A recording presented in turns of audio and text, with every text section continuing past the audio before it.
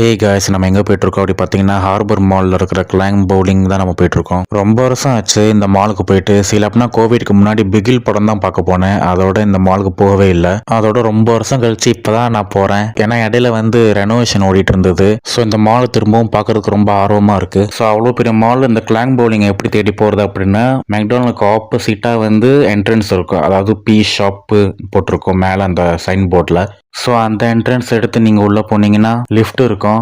Lift ஏறி நீங்கள் 3A அந்த மாடிக்கு போனீங்கன்னா கிளாங் பவுலிங் வந்துடும். ஸோ இதோட ப்ரைஸ்லாம் வந்து நான் ஸ்க்ரீனில் காமிக்கிறேன், செக் பண்ணி பாருங்கள். 10 மணிலேருந்து 5 மணி வரைக்கும் ஸ்டூடெண்ட் ப்ரைஸ் இருக்கும். அதுக்கு மேலே இருக்காது. ஸோ அதுக்கு முன்னாடியே வந்துருங்க. விலை குறைவாக வந்து நீங்கள் இந்த இடத்த வந்து என்ஜாய் பண்ணலாம். உண்மையிலேயே செம்ம ஜாலியாக செம்ம ஃபன்னாக இருந்ததுங்க. அதுவும் நீங்கள் வந்து கேங்காக போனீங்கன்னா உண்மையிலே வேறு லெவலில் என்ஜாய் பண்ணிட்டு வருவீங்க. நான் இந்த பவுலிங் விளாண்டே பல வருஷம் ஆச்சு. அதனால் என்னமோ தெரில டச் விட்டு போயிடுச்சு.